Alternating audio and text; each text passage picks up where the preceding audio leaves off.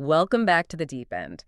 If you are listening to this, you are probably the kind of person who looks at a skyscraper or a new highway and thinks, okay, that looks impressive, but what is actually happening underneath the concrete?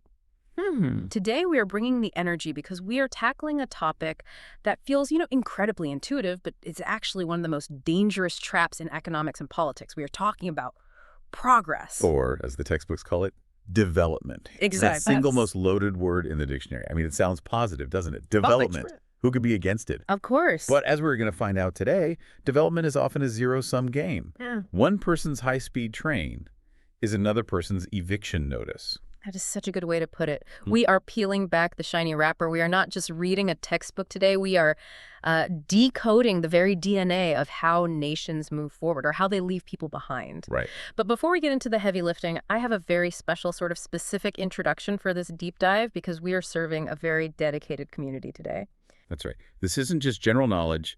This is high-stakes preparation. Welcome to this full summary focused on UPSC preparation, brought to you by the Simplified UPSC by PPP YouTube channel.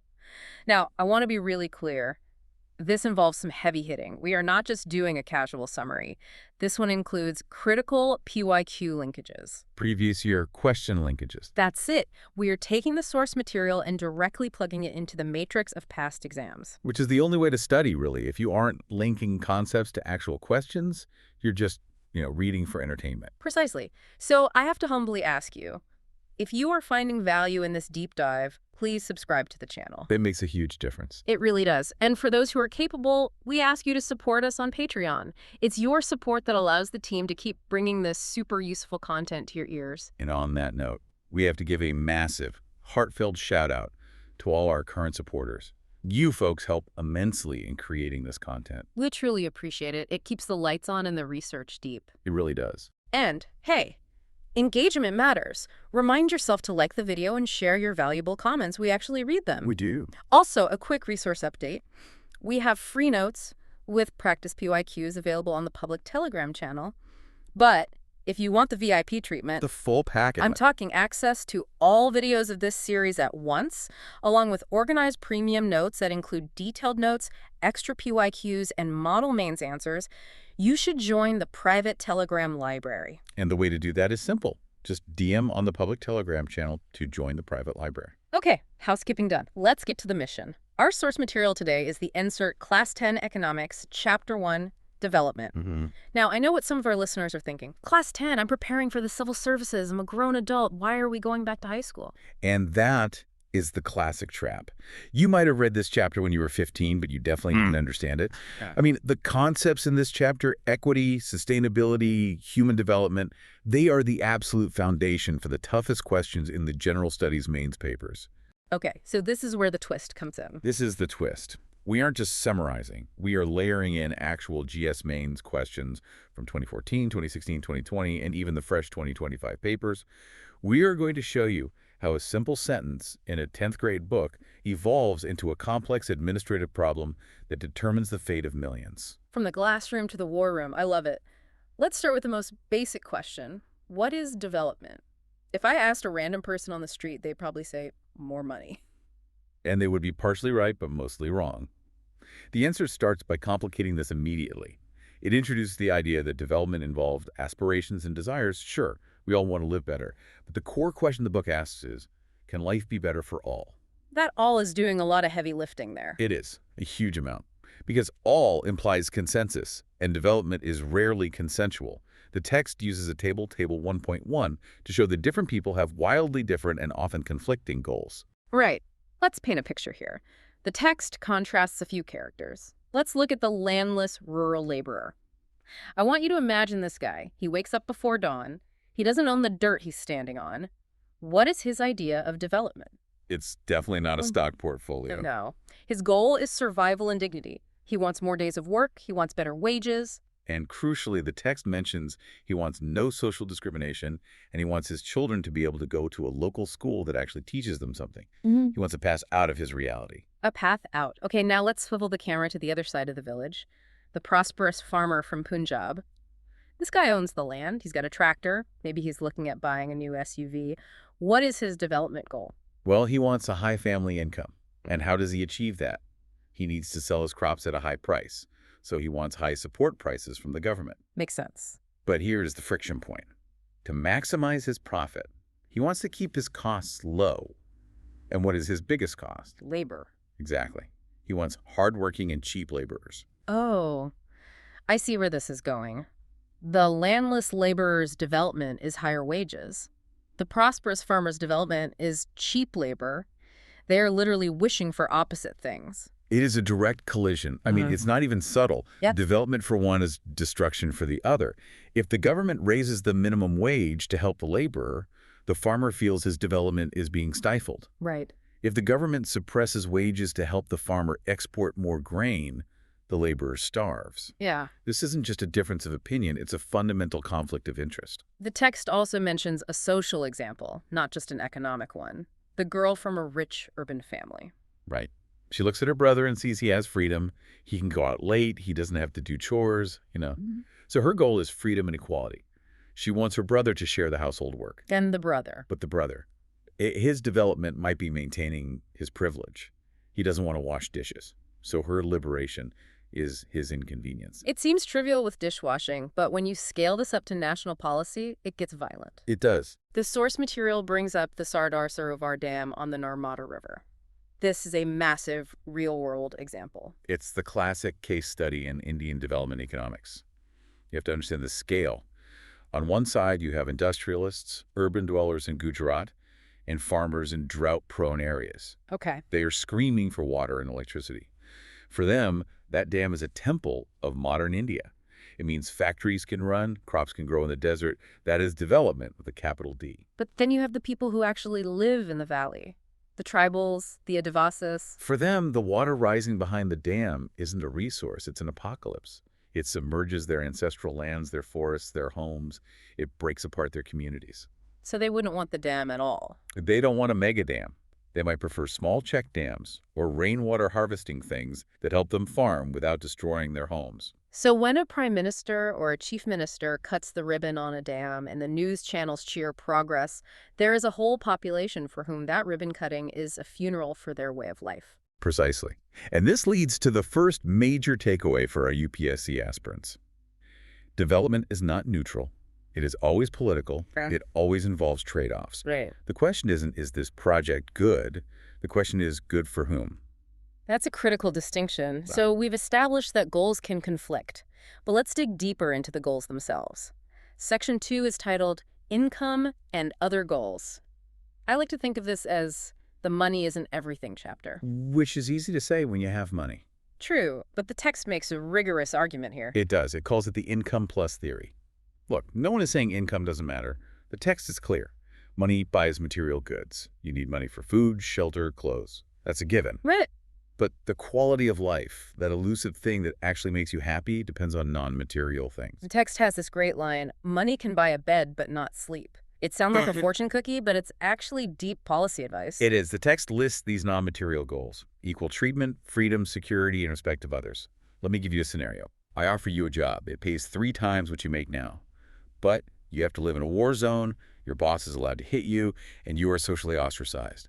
Do you take the job? Absolutely not. I'd be miserable. I might be rich, but I'd be miserable. Exactly. So development for you isn't just the salary figure. It's the salary plus the safety plus the dignity. The text explicitly mentions that for some people, freedom and respect are actually more important than more income. This connects to a massive social issue in India, women and work. The text points out that if women work for pay, their dignity in the household increases. We know this. Financial independence is power. But there is a huge however attached to that. A very big one.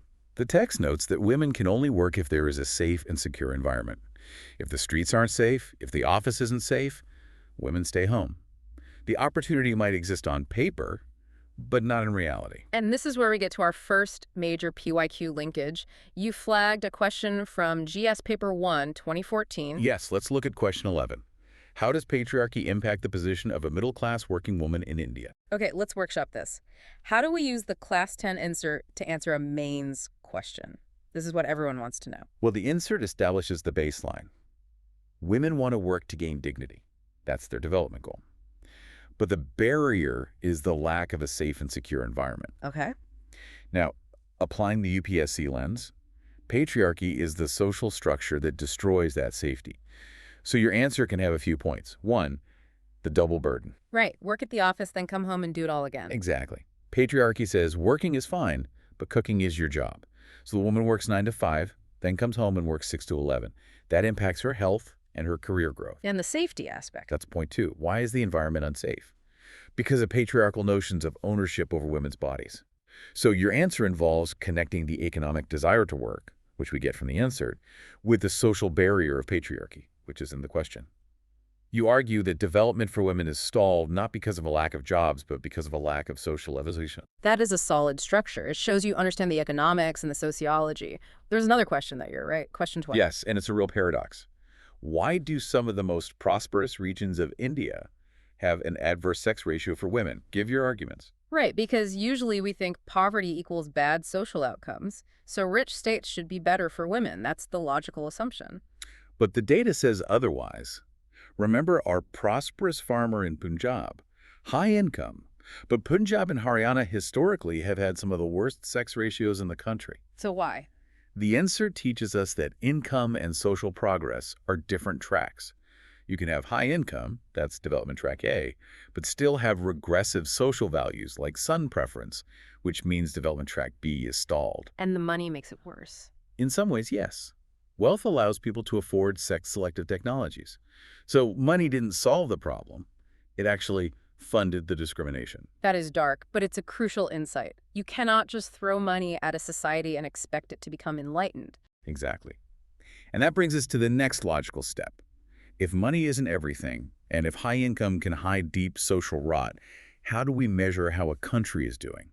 Section 3, National Development, the report card. The standard metric the World Bank uses is per capita income. It's simple math. Take the total income of the country and divide it by the total population. The text gives us some benchmarks from the 2016 World Development Reports. Rich countries are above US dollar 12,236 per annum. Low income are below US dollar 1,005. And India at the time was low middle income at about $1,840. We've moved up since then, but we are still in that middle bracket. So why do we use averages in the first place? Because total income is useless for comparison. China has a huge total income because it has 1.4 billion people. Singapore has a tiny total income, but you're probably richer if you live in Singapore. Yeah. So we divide by population to see the share of the pie per person. But, and this is huge, but averages are tricky liars. The text has this fantastic analogy about chairs. I want everyone to visualize this. It's a great one. Case 1. We have a country with 4 people and 4 chairs. Everyone sits on one chair. It's boring. It's equal. Okay. Case 2. We have 4 people and 4 chairs, but one guy, let's call him Mr. Billionaire, is laying across all 4 chairs comfortably. The other 3 people are sitting on the floor or maybe clinging to the edge of one leg. Now, if you do the math, the average chairs per person in both rooms is 1. Mathematically, they are identical. But socially? Socially, one is a utopia of equality, and the other is a recipe for revolution. This is the flaw of averages. It hides disparities. It hides the pain. You can walk into a country with a high per capita income and see slums next to skyscrapers. The average says, we are doing great. The slum dweller says, I am starving. And this links directly to a GS Paper 1 question from 2020. COVID-19 pandemic accelerated class inequalities and poverty in India. This is the chair analogy coming to life in a crisis. Think about the pandemic, the stock market, where the guy on 4 chairs keeps his money crashed for a bit, but then recovered and hit record highs. The wealth of billionaires zoomed up. Yeah. But what happened to the people on the floor? The migrant laborers, the daily wagers, they lost everything. Their income went to 0 overnight. So if you looked at the average income of India a year after the pandemic, it might look like we recovered. It might. But the inequality gap widened massively. It was the classic K-shaped recovery. The top leg of the K went up, the bottom leg went down. So to answer that UPSC question, you use the NCERT concept. Averages hide the disparity. The pandemic acted as a wedge, driving the rich up and the poor down, even if the average eventually stabilized. Exactly. You have to look past the headline number. You have to ask who is sitting on the chairs. Let's move to Section 4. We've talked about individuals, and we've talked about math. Now let's talk about real Indian states. The text sets up a tale of 3 states: Haryana, Kerala, and Bihar. This is my favorite part of the chapter because it just destroys the income is king argument with hard data. The text uses 2015-16 data. Okay, so let's look at the wallets first. Let's do that. Haryana had the highest per capita income, 1,62,034 rupees. Okay, so they're number one. Kerala was second, 1,55,516. And Bihar was way, way behind, 34,168. So if I'm the World Bank, I'm saying Haryana is the winner. Haryana is the most developed state here. Right. It's the richest, on average. But then we flip the page to the social indicators. Let's look at the infant mortality rate, IMR. This is the number of babies who die before their first birthday out of every 1,000 born. A really important metric. A vital one. In Kerala, that number was 12. 12, okay. In Haryana, that number was 36. Whoa! Pause there. Haryana is richer. They have more money per person. But their babies are dying at 3 times the rate of Kerala. How is that possible? Yes. And Bihar was at 42, which, is tragic, but we might expect it because they are poorer. But the Haryana-Kerala anomaly is the key. Why does a richer state lose more children? The text gives us the answer. Money cannot buy a pollution-free environment or unadulterated medicines. It's deeper than that even. It's about public facilities. The Kerala model works because for decades, they didn't just chase income. They chased human infrastructure. What do you mean by that? They have a functioning public distribution system, the PDS, for food. They have government hospitals that actually work. They have very high female literacy, which means mothers are more aware of nutrition and health. And Haryana? Haryana focused on growth factories, agriculture, its proximity to Delhi, all good things for income. But they didn't invest as heavily in that social safety net. The text uses this concept of collective provision. It says it's cheaper to have a collective security guard for the whole neighborhood than for every house to hire their own private guard. Exactly. Yeah. Brilliant analogy. You cannot buy a private pollution-free atmosphere. You need a public policy to clean the air for everyone. You cannot rely on private hospitals if an epidemic hits. You need a public health system. Kerala understood this. Haryana, in this specific comparison, lagged behind. This connects beautifully to the urbanization questions we see in UPSC. Oh, absolutely. Look at GS Paper 1, 2020, question 15. Account for the huge flooding of million cities in India, including the smart ones like Hyderabad and Pune. I remember those floods. There were pictures of Ferraris floating in the street. That is the perfect image. A Ferrari is high per capita income. The flooded street is failed public facilities. Oh. Hyderabad and Pune are rich cities. They are smart cities. But why do they flood? Because we didn't invest in the collective good drainage, urban planning, protecting wetlands. We allowed encroachment for private profit, like building apartments on lakes. So private wealth destroyed public safety. The development was lopsided. Precisely. And there was a fresh one from 2025, question 8. How does a smart city in India address the issues of urban poverty and distributive justice? Distributive justice. That is the fancy term for who gets the chairs. Right. Yes. It is. A smart city often focuses on Wi-Fi, sensors, high-tech traffic management. That's great for the guy with the smartphone in the car. But does the smart city have a clean slum? Does it have safe public water for the poor? Probably not the first priority. If not, it fails the test of distributive justice. It's just a playground for the rich. So when you answer this, you critique the smart city concept using the Kerala versus Haryana logic. Yeah. High-tech and high income are meaningless if the basic human indicators for the poorest citizens aren't met. I love how these dots connect. It's not just a chapter. It's a lens to view the whole country. This brings us to Section 5, the international version of this comparison, the Human Development Index, HDI. This is where the United Nations Development Program, or UNDP, steps in. They realized the World Bank's income focus was just too narrow, so they created a composite index. It looked at 3 things. What are they? 1, health, which is measured by life expectancy. 2, education, measured by mean years of schooling. And 3, standard of living, measured by per capita income. So it's income plus the other stuff we've been talking about. Exactly. Yeah. And when you look at the data in Table 1.6, it is a bit of a slap in the face for India. A reality check. A huge one. The text compares India to its neighbors. Now, India is the big brother in South Asia. We have the nuclear weapons, the space program, the massive GDP. Right, we're the regional power. But look at Sri Lanka, a tiny island nation that went through a brutal civil war. HDI rank in the data used. Sri Lanka was 73, India was 131. That is a massive gap. We are almost double their rank in a bad way. And look at the components. Life expectancy. Sri Lanka's at 75 years. India's at 68.3. That means an average Sri Lankan lives almost 7 years longer than an average Indian. 7 years. And schooling. Mhm. Sri Lanka has 10.9 years of mean schooling. India has 6.3. That is humiliating. I mean, we pride ourselves on being a Vishwa guru, a teacher to the world, but our neighbors are living longer and studying longer. And it's not just Sri Lanka. Even Bangladesh and Nepal, countries with much lower per capita income than India, have caught up to or surpassed us in life expectancy. So what does that prove? It proves the point again. You can't just grow your economy. You have to grow your people. If you aren't investing in health and education, your development is hollow. It's just numbers on a spreadsheet. The text also mentions a quick tool called BMI Body Mass Index. It's a simple dipstick test for nutrition.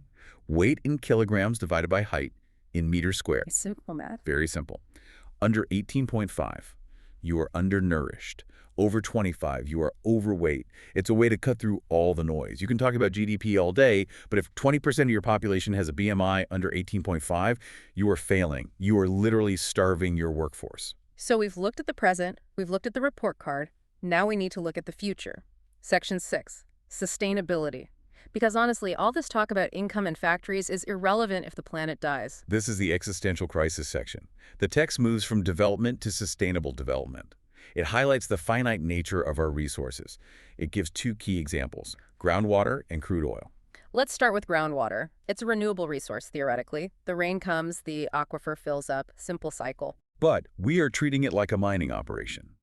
The text says 300 districts in India have reported a water level decline of over 4 meters in 20 years. 4 meters? That's a lot. It's a huge amount. Why?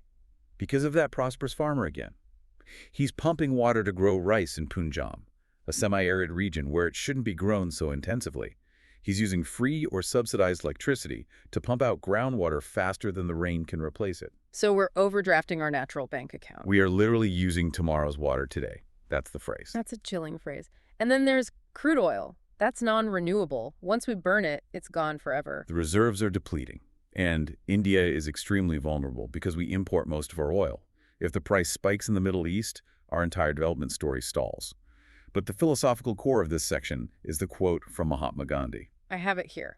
The Earth has enough resources to meet the needs of all, but not enough to satisfy the greed of even one person. Needs versus greed. That is the fundamental conflict of the 21st century. It really is. And there's another quote the text uses, which I think is even more powerful.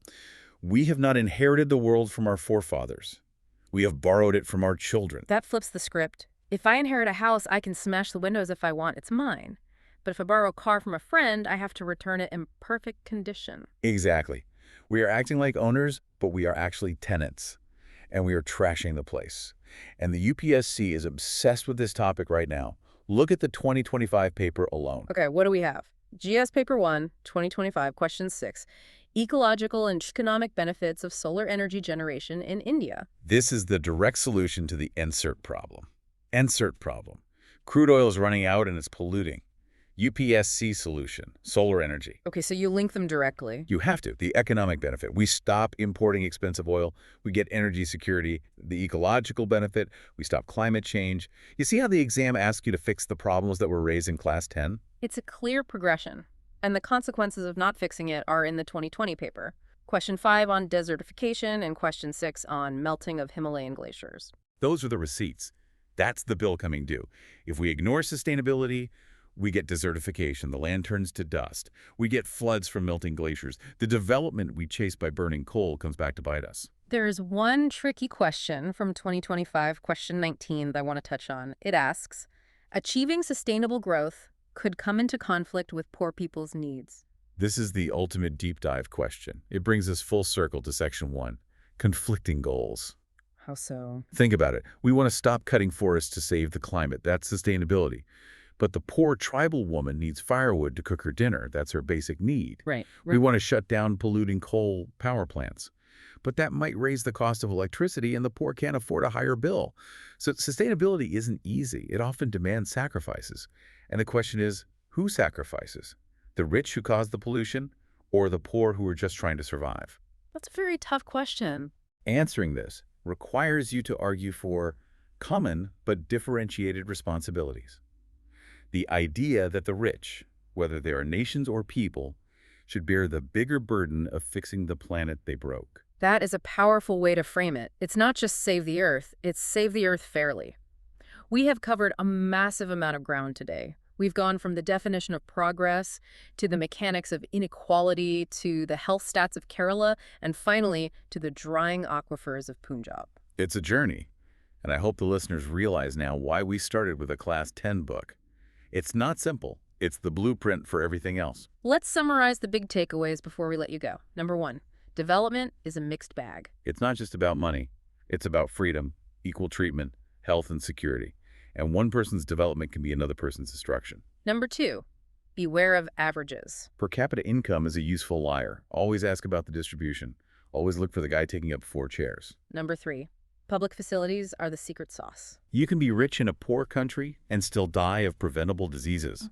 Collective provision hospitals, schools, PDS is what lifts a nation, not just individual wealth. And finally, number 4, sustainability is the deadline. We are borrowing from our children. If we drain the water and burn the oil, we aren't developing. We are stealing from the future. Expert, before we sign off, I want one final provocative thought, something for the listener to stare at the ceiling and think about tonight. Okay. Well, we talk constantly about India becoming a $5 trillion economy.